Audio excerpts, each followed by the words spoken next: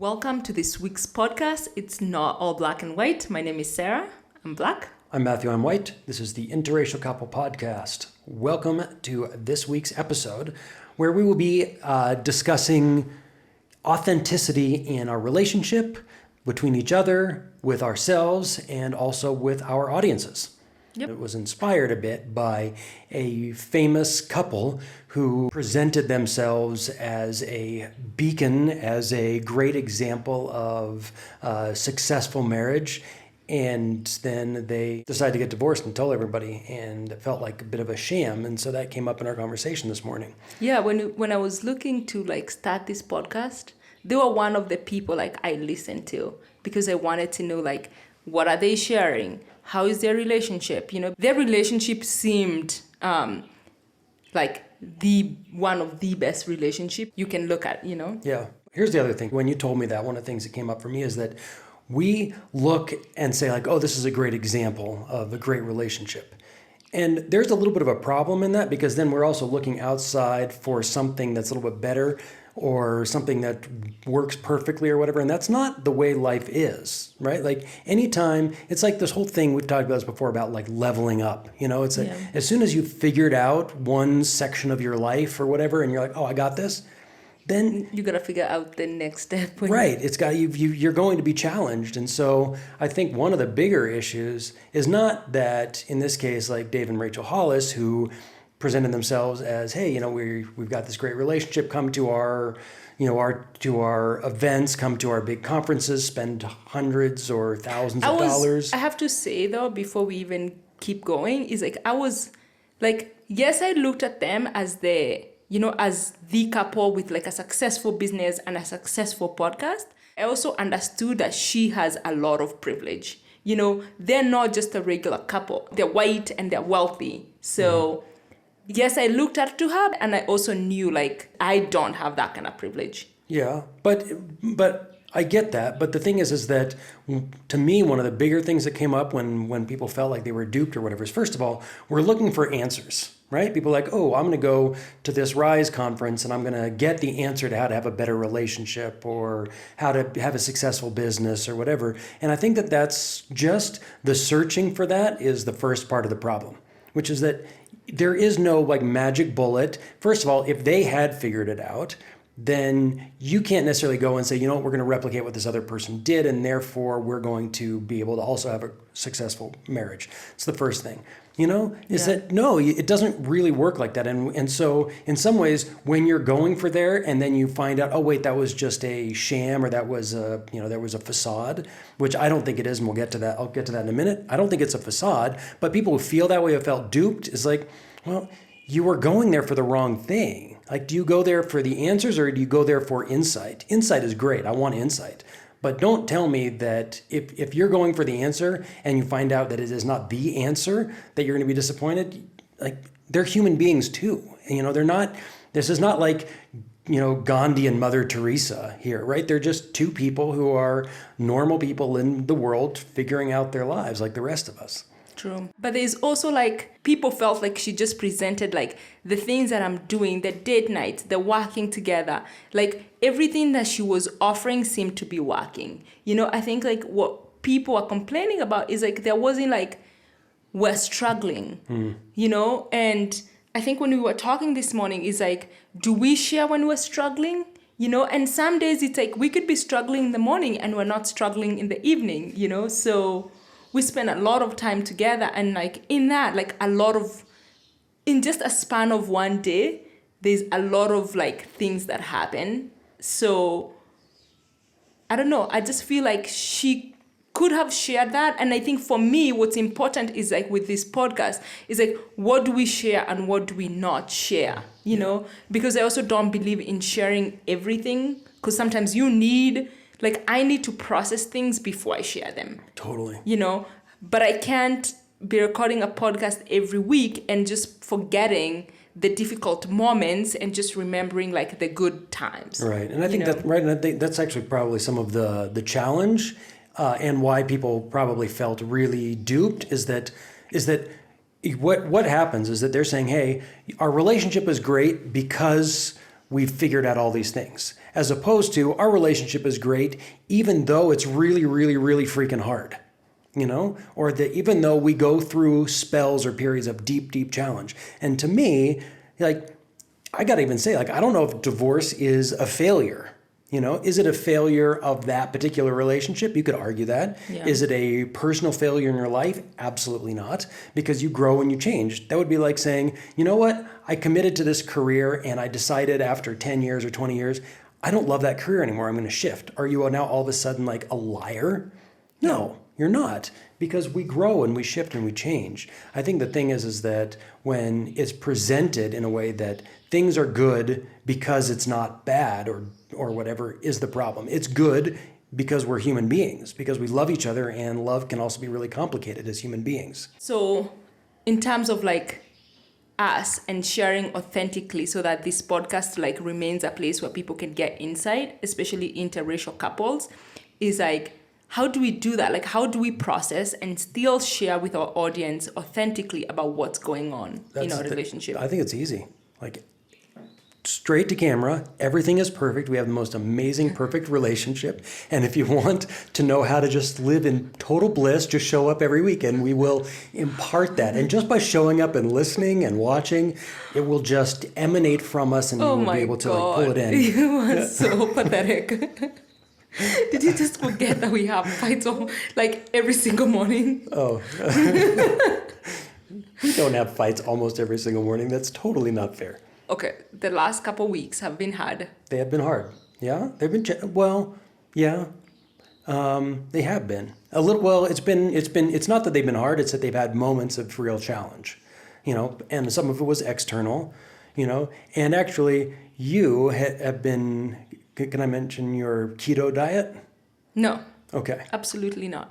Okay.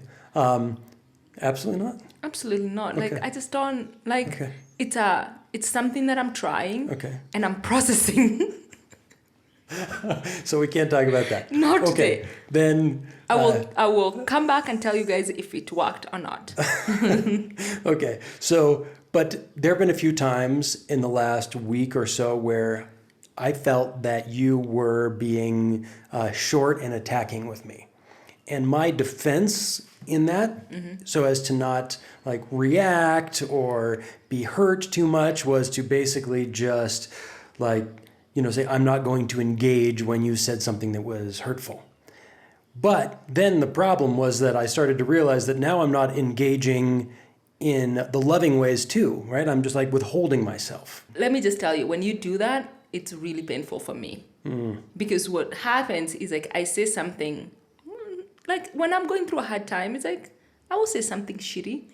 And Once or twice. It's happened once or twice. You are like Gandhi and don't respond. But I'm actually not. I'm like Gandhi on the outside, and on the inside, I'm like Genghis Khan. Because I see it on your face too. No, my face goes totally like I'm Zen. I put on the Zen mask so that underneath I can be like, oh my gosh, she's so, what am I going to do? Oh, okay, no, I'm okay. And then rather than really addressing it, I want to lie to myself. And you could say, what's wrong? And I might say, everything's okay. No, normally what you say, like, what I'm like, what's wrong? It's like, it's not always about you. Well, that's if it's but not about you. But I know it's about me. No, it's not always about you. Most of the time when you have that face, it's about me. No. Yes. Okay. Or since or it's being projected towards me. It's at some point going to be projected towards me.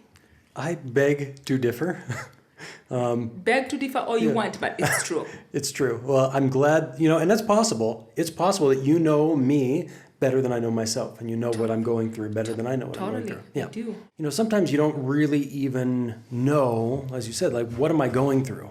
So if I'm going to share what I'm going through, am I clear about what I'm going through yet? I want to be able to articulate it. And, actually you had a friend who said to me, at one point we were talking about being honest, and she said, the problem is that we think that speaking whatever is on our mind at this moment is honesty. But it's not necessarily true. You might be feeling like, you know what, I don't feel any love for you today. Why do I need to say that? It could just be that like I'm going through something and I've got to figure it out so that I know what I'm going through. you know? But does it have a time frame? Like, I just kind of felt like I listened to their podcast for 3 years and now was like never came up. I think that's what most women felt lied to about this podcast. Is like in a span of 3 years, nothing was said about the struggle in the relationship. You know? And that's total, and I think that's totally fair because, you know, it's, but if anybody which I agree, I'm not disagreeing with that, you know, because that is what they were presenting. And there is the sense that if you're going to tell us honestly what you're going through, you have to be honest about it. If your premise is that I'm giving you like my experience, but you're leaving out a huge part, that is deceptive.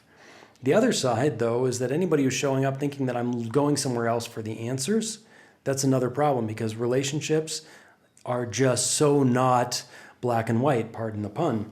You know, you can have black and white at the same time. One thing can be true and the opposite thing can be true at the same time in areas of life that are really important. It's just, yeah, I love my job and my job drives me crazy. I love my wife and my wife drives me crazy, for example. You know? So, but anyways, kind of going back to what your friend had said is that, you know, we have this idea of like, oh, whatever I think and I say is honesty, but honesty is not necessarily that, because part of that honesty is I have to figure it out.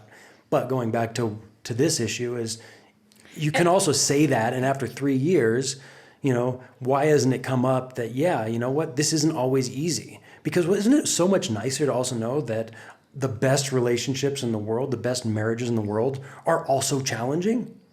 Yeah, like I think we have a really good relationship, and it's not always great, you know. But I don't think like the moments that we are going through a struggle makes our relationship not great. Right. I think that's a really important distinction. You know? So we can still struggle, and we still struggle, you know, and we still have a good relationship, you know. So I think maybe if they had come out and said that, you know, because I'm sure they had struggled, but also the people like who are listening to this, like what would make us and everyone else who feel like duped by it that they were not struggling? Yeah. Like it feels like you have to be so naive to think that, because they're just, you know, they're two human beings figuring it out, and two human beings who coexist together are going to have issues. Right. And it takes me back to kind of a lot of the work that I do when I'm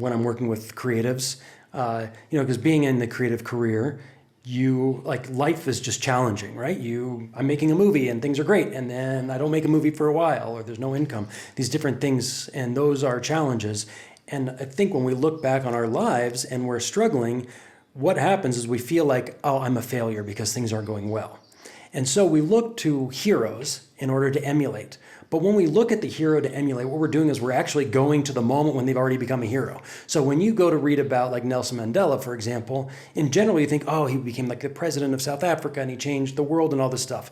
But Nelson Mandela was a teenager struggling in apartheid South Africa, and then he became in his 20s, and he made a ton of mistakes and he messed up, right? And he got married and his marriage fell apart and he spent 30 years in jail.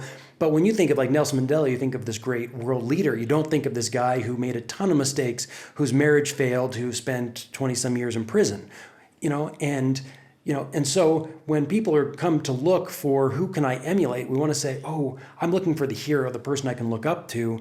And the person that you're looking up to is also a human being who has a ton of mistakes, but we don't want to look at that stuff. No, and I've become really careful about like when I'm looking for business advice, especially now that I'm starting a business and it's really hard. And I just hear all these people talking about like how amazing it is. And I run a social enterprise and I absolutely love what I do. I love the kind of work that we're doing, but on an everyday basis, if you are close to me, you'd probably say I don't like what I do, because there are days where I'm just complaining how hard it is, you know, and days where I have no idea what to do or what next step to take, you know. So, but when I figured it out and then I'm talking about it, like the days when I'm just so excited about Ecodunia and the impact that we're making. So it just depends. Yeah. And those two things coexist at the same time. And I think that's so, so vital. And when we can see that, there's like, is life only worth living? Is a relationship only worth living for the good times? Or for when things are going smooth and easy, when like, if I put in X number of hours or weeks or months, I get a vacation. And therefore, like, so like this thing of like, that we have to have these good things in order for it to be worth it. And I just think that that's a really challenging way to be in life. It's a challenging way to be in a relationship, because now, like, yeah, and our relationship is the challenge. That's, to me, though, I think is also one of the things that I love about life, about relationships, about the career that I chose, is that like every day is a challenge. And I'll say just even, the last week has been really hard. I've felt like no inspiration. I'm the guy who likes to say, hey, you know what? Get up and write every day. Do it no matter what. All these, whatever your dream is, show up and do it no matter what. And I'm like, yesterday I sat there writing and I spent 2 hours and I just didn't get very much done, and it's just not very good. And now I don't know what I'm doing, and I've been working on it and I'm shifting how I want to approach it. And I have to actually be fully okay and even appreciate the fact that right now my creative juices are just blah. I've got nothing, but I have to keep going anyways. And actually find a way to appreciate the fact that I am miserable, as opposed to just saying, okay, I just have to endure this so that I can get to this better time, because those times will come and these times will be there. Yeah, I think it was a couple of weeks ago and your daughter was struggling and she asked us, like, do you have advice on what to do? And my advice to her was like, yeah, I have some advice, is do some yoga, work out, meditate, and then you're gonna feel better, and then you're gonna feel not good again. You're gonna struggle again. It's just part of life. I think people think, I used to think, I don't know if people think that, but I used to sometimes think like, if I did these things, if I woke up when I said I was gonna wake up, if I went on a run, if I ate well, if I did all these things, like, then I'm not gonna fall into that deep end depression. And now I've just come to realize, like, I do all those things and the sad moments still come. Yeah. It's just what life brings. Like me working out, me doing yoga, me doing all those things that people are like, do this, do this, do this, and your life is going to be magical. It's just like, yeah, it is magical when I'm doing all those things. But there are sometimes those things like don't work.